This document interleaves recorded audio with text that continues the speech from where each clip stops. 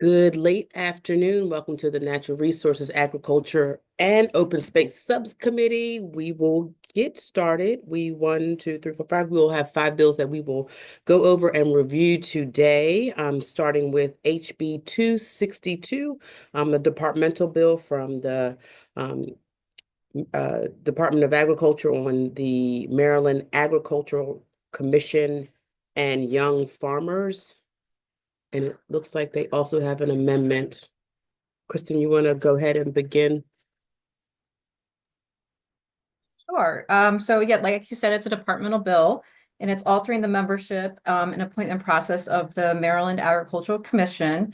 It strikes duplicative membership industries, and it also adds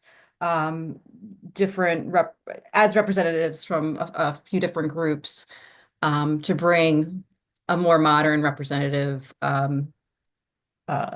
representation to that commission. It also repeals the Young Farmers Advisory Board and instead will create the Committee on Young Farmers, which essentially has the similar duties to what was under the Young Farmers Advisory Board. There's an amendment to would update a cross-reference in the statute that establishes the Maryland Agricultural Land Preservation Foundation Board of Trustees to reflect changes in the bill. So instead of referencing a Young Farmers Advisory Board as a member, it would update that cross-reference to the Committee on Young Farmers. I see it here. Do we have, and thank you so much, Kristen, for that. I don't know where my bill went. Do we have any questions or concerns about the bill in general before we move to the amendments? Delegate Otto. I'm comfortable with the amendments and the bill itself. I was satisfied with the testimony and the bill originating within the existing commission and the makeup of it. So, yeah. And I do like that it broadens to have a fuller representation of agriculture and still has a seat and a position for young farmers to meet and have a voice still. Anyone else? Okay. Can I have a motion to move the amendments? I move the amendments. Is there a second? Second. Any discussion? All in favor of the amendments signify by saying aye. Aye. Aye. Any opposition? Opposition. Can I have a motion to have the bill move as amended? So move. Second. Second. Any discussion? Okay. All in favor of the bill as amended signify by saying aye. Aye. Aye. Aye. Any opposition? Any abstentions? Oh, right. Thank you so much. The bill will move favorably to the full committee for consideration. Next bill we want to look at is HB 104, for which I do have that in my little repertoire binder here. And this was the Maryland Farms and Family Fund, the use and purposes. Go back to my notes here. Right, so this was the one that assists with helping to use remove kind of like the middle persons so that the funds can be more easily distributed to organizations to disperse these general funds for markets, for what is I always forget the name of the actual, it's not a SNAP, but it's the equivalent of a SNAP per agricultural uses. Kristen, did I do that right? I don't think I did. Yeah, so I'll just read what the purpose of the Maryland Farms and Families Program is: to double the purchasing power of food insecure Maryland residents with limited access to fresh fruits and vegetables, and to increase revenue for farmers through redemption of federal nutrition benefits at Maryland's farmers market. So there's a couple different types of benefits that they match. And this makes it easier to get those funds too. Right. Right now, it's Just set up kidding. as a competitive grant program to nonprofits, and they don't really have the nonprofit coming to them. And so they have to have Marbidco come and write up an RFP so that Marbidco can then work with SMATIC to distribute funding. And this would allow the department to administer the program, and so they could work directly with the Tri-County Council for Southern Maryland, which oversees SMATIC. And thank you so much, Kristen. I see there's an amendment here to indicate the definition of what a person is, which would be a state, a county, a municipal corporation, or political division of the state, or any other units or individual receiver, trustee, guardian, executor, administrator, fiduciary, or representative of any kind, or partnership. Yeah, and that definition exists in current law and applies to the ag article. The department just wanted to clarify that the definition of person, which is a term that's used in the bill, that it would include those state and local government entities. Any discussions about the bill? Anybody have any questions? Anyone have any concerns with it? Delegate Baker. Can you hear me? Yes, sir. Okay, so I was looking at the fiscal note there, and it talks about the state effect. And then when I go back to the bill on line 31 for fiscal year 2024 and each fiscal year thereafter, it says $300,000. So then I go back to the fiscal summary, and it says it primarily alters the purpose for which existing funds may be used. So Right. that So 300,000 is an existing fund? that is correct. Okay, thank you. You're quite welcome. You're so frugal. I appreciate you. Anyone else have any questions? You should vote with me. Madam Chair, I think I'm comfortable with the amendment, especially if it's an existing law ag article. So I'd move the amendment. Is there a second? Second. Okay. Any discussions further on the amendments? Okay. All in favor of the amendment signify by saying aye. Aye. Aye. Any opposition? Someone move the bill as amended. Move the So bill as moved. amended. Second. Thank you so much. Any further discussion on the bill as amended that has current funds and no new funds for the program and programs? All in favor of the amended bill signify by saying aye. Aye. Aye. Any opposition? Any abstentions? Thank you. The bill will move favorably to the full committee. The next three bills we are going to discuss, because I know there are some complications and there are a lot of questions. So we're going to go to 114. And I know we'll have ag on here as well, but this is the pesticide and pest control revisions to pesticide applicators law and repeal of obsolete provisions. This bill, I know had a lot of questions in committee, but as I understood it or understand it, is that it's essentially eliminating the ability for a non-certified individual to do a commercial application of a restricted use pesticide under the supervision of a certified pest control applicator and or certified public agency applicator, and of course establishes additional applications of a restricted use pesticide under the supervision of a certified private applicator.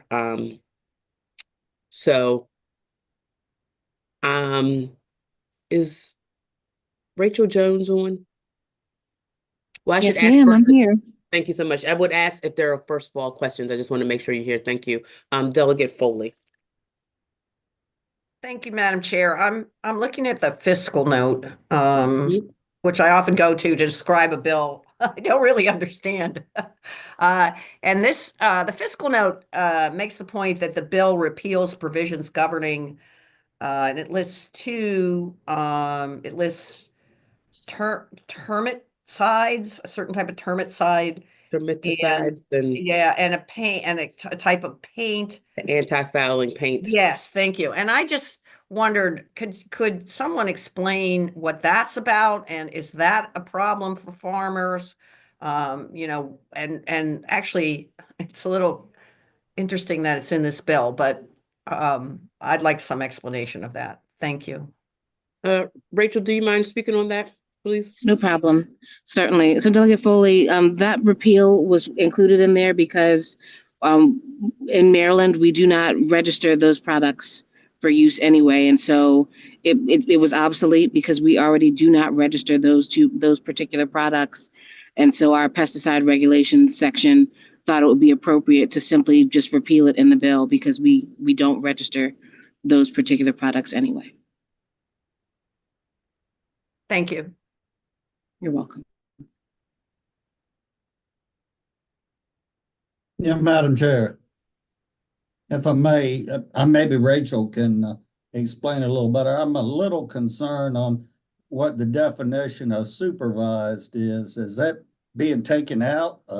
I mean, I understand that there has to be a licensed pesticide applicator, but does he have to be on site or the person actually applying it have to be? That can be cumbersome. I mean, if he's supervised, I understand, or even registered. I know the department, we had to register any applicators that we had back in the day, but. Certainly, Delegate Otto. So we don't have, within the department, we don't have an explicit definition for direct supervision. For us, that means on site. You must be on site. That person who holds the license has been trained and is supposed to train anyone who's under their direct supervision to know exactly how to apply those materials. So it doesn't mean that the license holder has to be standing over your shoulder, but they do need to be on site. They do need to be able to, supervise and let you know if the technique is off or if it's being applied incorrectly. And so while we don't have an explicit definition, we have an understanding, and when the license holders apply and go through the certification and take the test, all of that is explained to them. So they should know, the applicators and license holders do know what direct supervision requires. Well, that could be cumbersome for some agricultural applicators that, you know, a business that has applications, sometimes the certified person holding that commercial license and is responsible has someone operating the machinery somewhere. So that's what my concern is. Is this eliminating that ability? I mean, they always have contact by phone or radio or things like that has been satisfactory in the past, but. Delegate Otto, are you talking about if I'm the owner or and the licensee or the certified business or technician, and I need you on the next farm over and for an application, and I'm a mile away, you want to know if that is considered on site? Or are we talking about on site? Yeah, so something to that effect. I mean, we have distant fields, but we have a business site that typically, a lot of these locations, the certified or commercial applicator would be the supervisor that's there doing the work orders and seeing that the activities are appropriately handled. Certainly. So if it helps, this wouldn't apply to all pesticides, right? So it's just the restricted use one. So certain insecticides, certain fungicides. So the ones that have the potential to have a more harmful environmental impact, they're not generally available for, purchase for, private citizens or what have you. And so it would be a commercial applicator or a government entity the majority of the time that would be using these particular type of pesticides. But certainly it wouldn't prohibit a farmer who, under his supervision, who's on site, right, and has trained and explained to someone who is allowed or permitted to apply RUPs under that person's supervision. The department, unless we get a complaint that someone is applying these pesticides without supervision or has done it incorrectly, then, there is a general benefit of the doubt given to folks who are certified and trained that they know how to appropriately supervise those who may be applying under their license. So it shouldn't harm a farmer who wants to have someone else on the property apply the pesticide, but we don't anticipate that a large number of farmers are particularly using restricted use pesticides. More often than not, it's going to be your lawn care and landscaping companies. Well, that's Or what I pest think. control. I understand that as consumer protection to have, if somebody's exterminating my house, I understand that, and I'm going to be in full contact with it. But having the committee's seen these large pieces of equipment that are out there that are covering a lot of acres, and there may be an insecticide or something in that mix, and that would kick in if that's a problem. But it would be, are those chemicals restricted use Well, pesticides or it just could regular? be one element of a mix, or corn herbicides is a good example. Atrazines, the product may contain atrazine. That's a restricted use product. Or they may have cutworms are likely, and they put an insecticide in it that's restricted use. So, and often the companies do try to have competent people and certified people to do it, but in the cycle of getting the license and all that, and the planting season and things, the supervisor, I just am concerned about the on-site part of it. I don't want somebody in Garrett County to be considered the supervisor for somebody I don't consider that on site in Somerset County, but if it's a 3-county area or something from a location where they're loading and filling and then going and do the job, it could be problematic. But Well, Delegate Otto, the fiscal note says that supervision means unless otherwise provided by federal or state labeling, the act or process whereby the application of a pesticide is made by a competent person acting under the instruction and control of a certified applicator who is. well, that covers it. Thank you for clarifying that for me. That takes care of my concerns. Yes, sir. Delegate Ziegler. Thank you, Madam Chair. Yeah, I just wanted to say, as somebody who uses a custom applicator, and have for many, many years, I've definitely had mixed results. And as a customer, I like this bill in the sense that, you pay a pretty hefty application fee in addition to the cost of these chemicals, which are not cheap. So I kind of want to know that it's being done right by somebody who knows what they're doing. That was my. Yeah. Yeah, we like those 2 cents. I appreciate that. I appreciate that a lot. I think the one thing that maybe is that this plan and this process is approved by EPA. Is that correct, Rachel? Or will be? Yes. Yes. Thank you, Madam Chair. I was just about to say, the one thing I want to reiterate is that we had to sponsor this bill to conform with the changes in EPA regulations in 2023. So as I mentioned in the hearing, every state Department of Agriculture was given time once these regulations were adopted to come up with a certification plan. We had to come up with our state plan for how we would conform to the EPA regulations, saying that these specific applicators under these specific licenses could still apply RUPs, and we had to come up with how we would train them and have that certified and approved by the EPA. And so now we really just need to conform. We dropped the bill to be able to conform state law with updated EPA regulations. And so we're really just trying to conform to the changes on the federal level. Got it. Kristen had her hand up. I'm sorry. I was going to call on you right after Delegate Otto had finished, or Delegate Ziegler.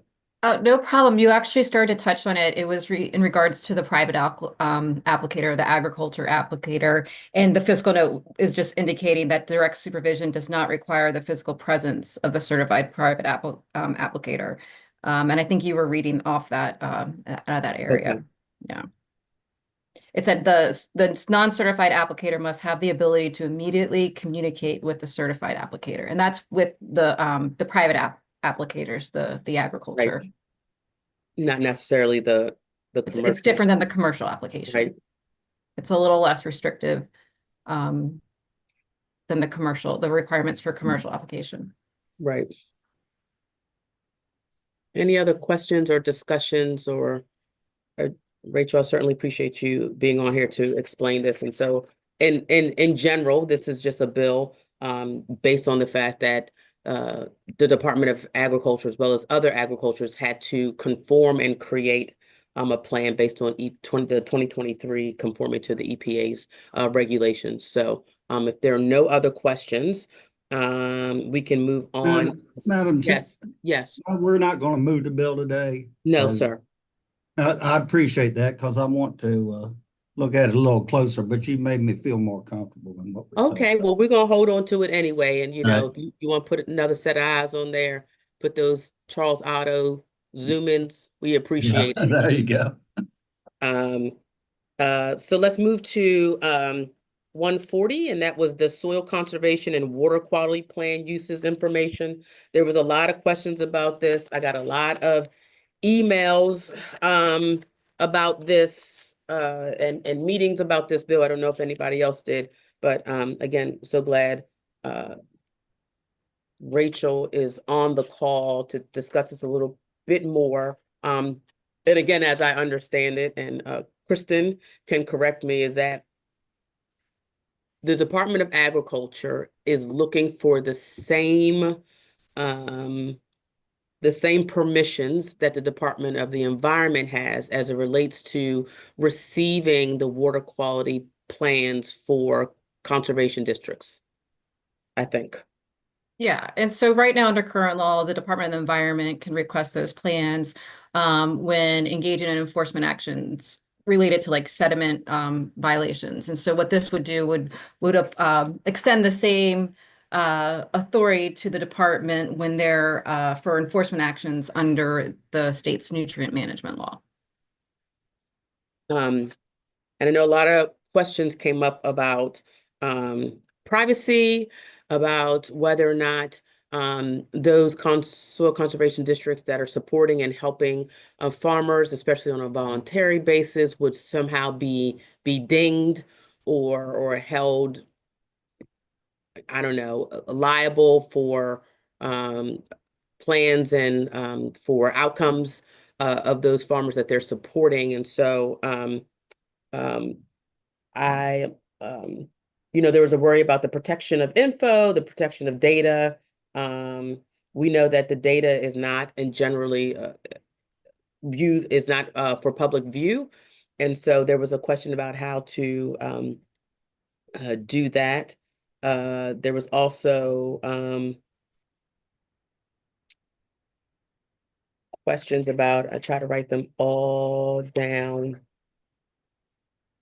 How are they going to protect identifications, so on and so forth. Delegate Foley. Yeah, thanks, Madam Chair. So those were questions from the committee? During the committee, during meetings I've had. Okay, because there are no unfavorables on this bill, right? So there's no unfavorables, but I think that was out of respect. I don't think there was an appetite to say we're unfavorable, but they do have a lot of questions. And so I had a lot of questions as well. Like, why can't you get this information now? Why can't MDE, for instance, just give over this information? Or can we create some type of MOU without actual legislation? So there were just a lot of questions. I think the soil conservation district folks um, didn't want to oppose, but they did want to speak of their concerns. Delegate, Fair enough. sorry, yes, Delegate Jacobs. Thank you, Madam Chair. And, I raised that issue in the hearing myself because I heard from several soil conservation agencies from my district and actually from Midshore as well. And, if you recall during the hearing, soil conservation's testimony was information only. And yet this bill is directly asking soil conservation to do something. So that made me a little squirrely to begin with, that they didn't support it. And the conversations that I had with the different soil conservation agencies, that they were very, very, very concerned about this trust issue between information between farmers and the soil conservation operations of that, sharing that information, that trust factor is so important. And they viewed it as, a possibility of some of that being slipped away, and that it could harm them in the long run on the information side of it. So that's why I raised that concern in the meeting. That's what I heard from my groups that visited me actually the same day as the hearing. They were here on the Monday. They were here for 2 days. Soil conservation groups were, and they had a briefing down at Ag, and then they had a breakfast, and I think they visited all of our offices on Tuesday, the same day as the hearing. So I heard it directly, and that's all I'm going to say. Thank you. Yeah, and I'm going to say in the fiscal note, it does say current law statute does not authorize MDA to use the information in a soil conservation and water quality plan for enforcement action related to the state's nutrient management law. A Delegate Otto, Yeah, as in thank you, current Madam law. Chair. As I recall, most of the people that contacted me weren't aware of the bill, and being the soil conservation districts and district supervisors until Monday, when it was too late for them to sign up for the Wednesday hearing. So I think that might have something to do with the amount of what was favorable and what was not. I mean, that doesn't mean they shouldn't have known, but I don't think it was well known that the bill existed. I know I found it as a surprise. Yeah. Yes, Rachel, can you answer some questions for us, please? Sure. I want to start by saying, I know we touched on this at the hearing. While every single staff person at every single soil conservation office may not have been aware of the bill, our team did meet with district managers probably a month ago. And so the district managers were made aware, as well as the lobbyists for MSA, for the Maryland Association of Soil Conservation Districts. So these were conversations that we did have, and we're told, oh, okay, we're okay with that. And then I think as word spread, probably on Monday, because folks were all gathered in one place, some people probably did hear about it for the very first time, but the district managers were met with and did have this explained to them and had an opportunity to have any questions answered ahead of time. And so MDA also values the trust that we have with our farmers across the state. And so, again, this would not be an automatic, it wouldn't be automatic that we would have access to these plans. It would be upon request only, and again, only for enforcement situations. And so one of the examples that was given to me was, let's say we've got a farmer who's been repeatedly non-compliant with a stream crossing. They know that livestock are not supposed to be crossing through streams or have access to the ability to do that. So in an effort to keep manure and things out of a stream. And if the soil conservation district has been working with that farmer locally, when we find out that a farmer is non-compliant, again, our recommendation is please reach out to your local soil conservation district. They can help you get compliant. and we give them 30, 60, 90 days. And so this wouldn't tarnish the reputation that soil conservation districts have across the state, because what would happen is if we had to request this information from an SCD during an enforcement case, we wouldn't go and announce it to the farmer, well, hey, we pulled your soil conservation records. We know you're not compliant. If we're already investigating them for an enforcement action, we already know they're non-compliant. It just helps to build our case to be able to say, well, on multiple times we referred you to the SCD. We can see that you did not have this included in your soil conservation and water quality plan. That's for our internal knowledge. And again, as we had discussed at the hearing, we don't share that information externally, just like we don't share what's in people's nutrient management plans externally outside of the agency. So again, we're just asking for the same authority that MDE already has. And we like to think that we already have more trust with the soil conservation districts and farmers than MDE has. And so if they have access to it, we just like to be able to have the same access so that we can ensure that when necessary, we have the ability to appropriately enforce when people are non-compliant with their nutrient management plans. Thank you, Rachel, for that. I just want to follow up another question. I guess I just don't understand why you don't have the ability to enforce to begin with in these extreme cases. Like was that just something like left out? I mean, because current law, I think I had read before, says that like you couldn't, it doesn't authorize you to be able to use the information for enforcement actions. Right. And we would like to be able to. So how in so the past would you how would you do enforcement in the past? You're running after information? Sure, yes. We're Oh. repeatedly asking the farmer, have you done XYZ? We asked you to do XYZ. We made this recommendation. Have you done it? And we rely upon information that they give us.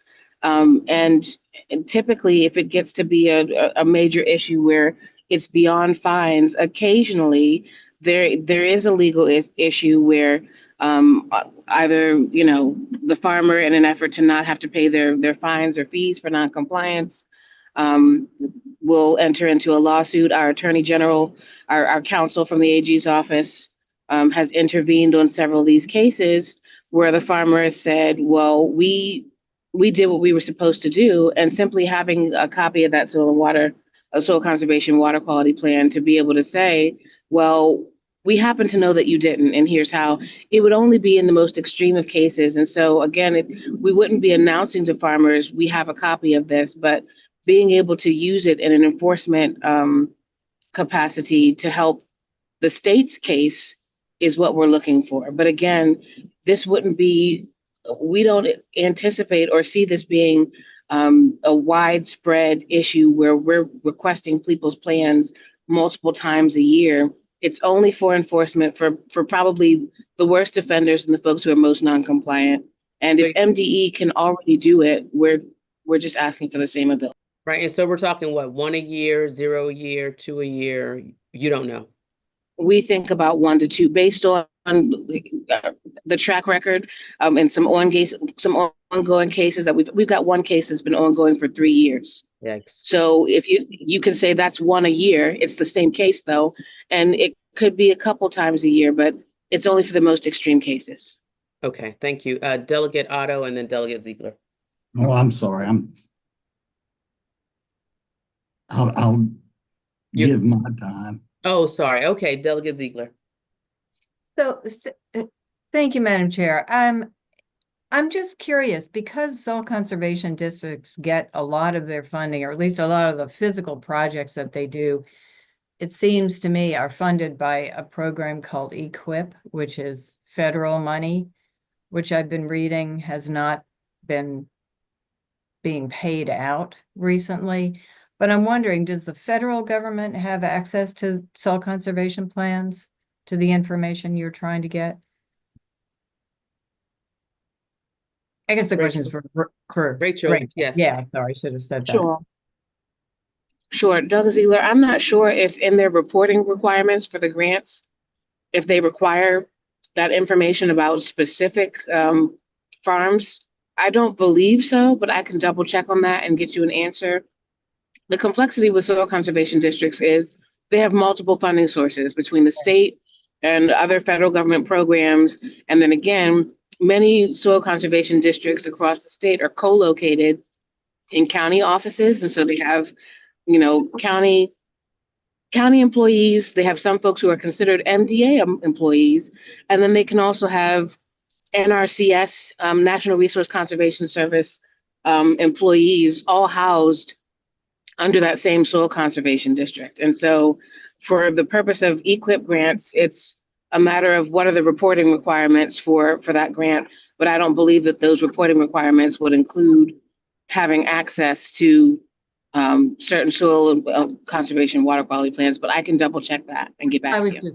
I was Yeah. just curious. Don't. Yeah. No, that's a good question, Delegate Zeal, because I'm wondering, even if they're not, the access isn't required, wouldn't you have to potentially submit your plan? Potentially with documentations for the grant? Maybe. Rachel, if you can find that out for us, that'd be awesome. Certainly. Thank you so much. Any other questions before we move on? Thank you. This is a good conversation.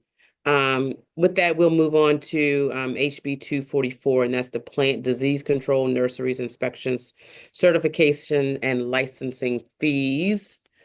244, my big binder.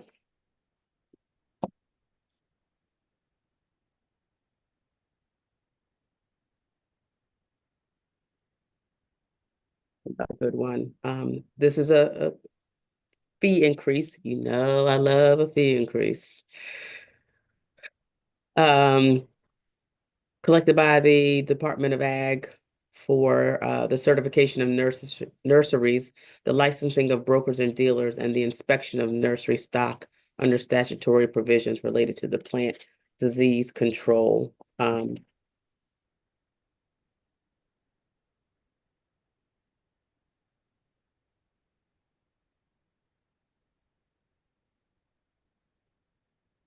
So yeah, this is essentially an increase to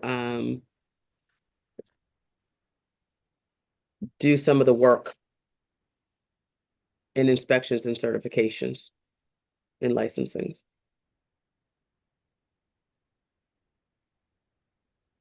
Special funds increase by $113,700 annually.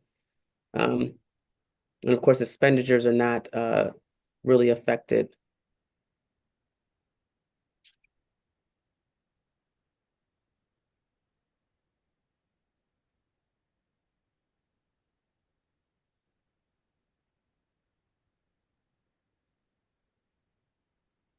Anything else to add, Kristen? No, I mean, that's what it is. It's just a bill. It sets increasing fees related to certification of nurseries, licensing of brokers and dealers, and inspections of nursery stock. Inspection fees generally go up by $10 until you're at more than 10 acres, then it's going to go up by $2 per acre, and the maximum cap goes up by $500. The nursery certification fee goes up by $50, and the annual broker dealer license fee also would increase by $50.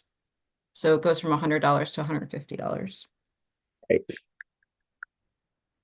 Any questions, concern? Delegate Guyton. Oh, thank you, Madam Chair. I just, and I should know this, but this fee, these inspection fees, are these how often? Just once a year? Annual fees. Okay. Annual. So the total for an average, do you have an average total for what the increase would be?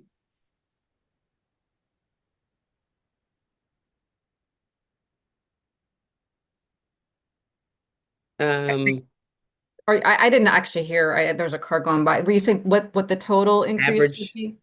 So, I mean, I can only just go off with the fiscal notes. So there's a certification fee, and license fee. So nurseries have to pay a certification fee, and brokers and dealers pay a license fee. So they would be paying $150, up $50 from the $100 they currently have to spend. And then with respect to the inspection fees, they're going up by $10, generally by $10 per the inspections, but there are when the inspection involves 10 or more acres, that's going to go from $3 per acre to $5 per acre with a maximum cap of $1,500. The cap on that right now is $1,000.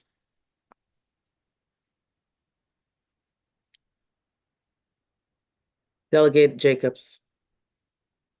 Thank you. Kind of following up on Delegate Guyton's question.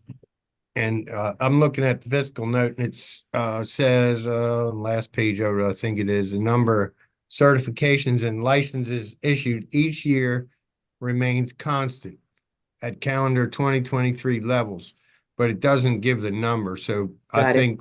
I think we'd like to know what the number is. Rachel, can you? Right. Thank you, Delegate Jacobs. Rachel, is that possible? You can get us the number of certifications and license each year? Yes, I can get you that number.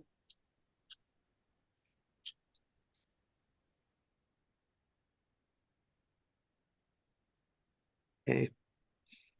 And one final note that I see on the fiscal note is that the last fee increase was in 2004. 2004. Yep.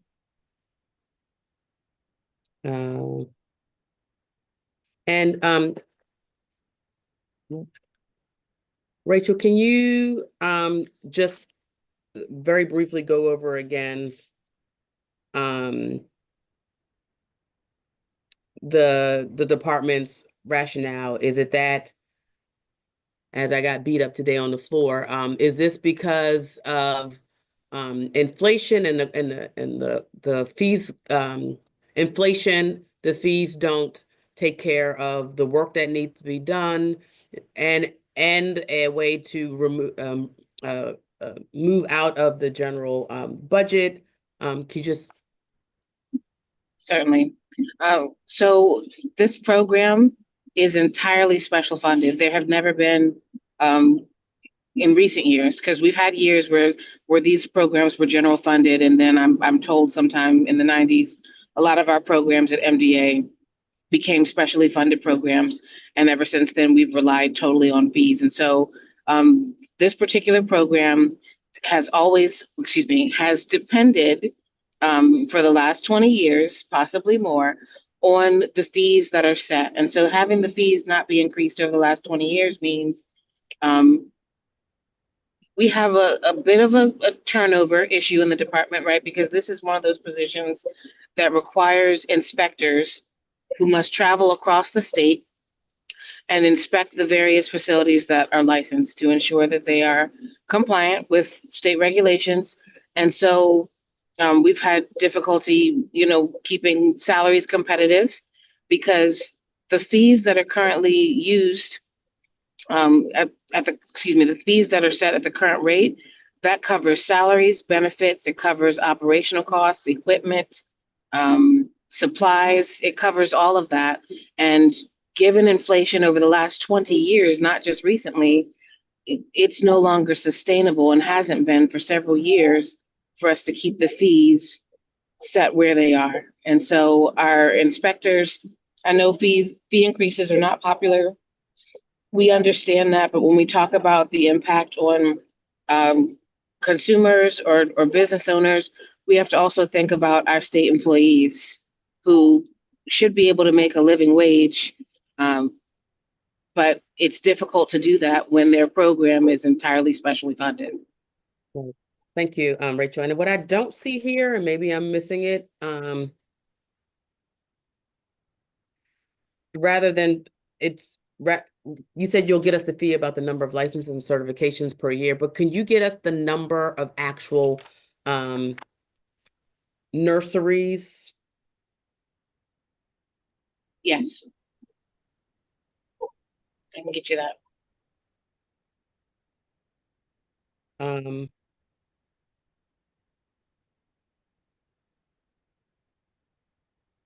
and then of the licensing of brokers and dealers,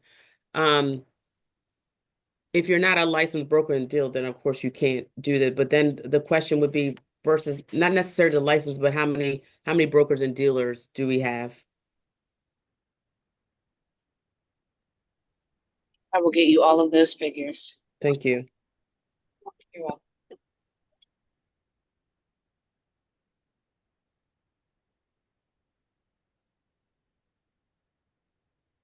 Any other questions? It's actually snowing. I can't believe it. It kept saying it was going to and going to. I was like, it's not gonna snow. It is like a winter wonderland through my window. Are there any other questions about this bill? I see, Foley. Wow. Questions, concerns, other thoughts? No? Okay. Seeing none, we'll also hold this bill as well. Please be safe out there. Can I please have a motion to adjourn? So moved. We are adjourned. See you guys.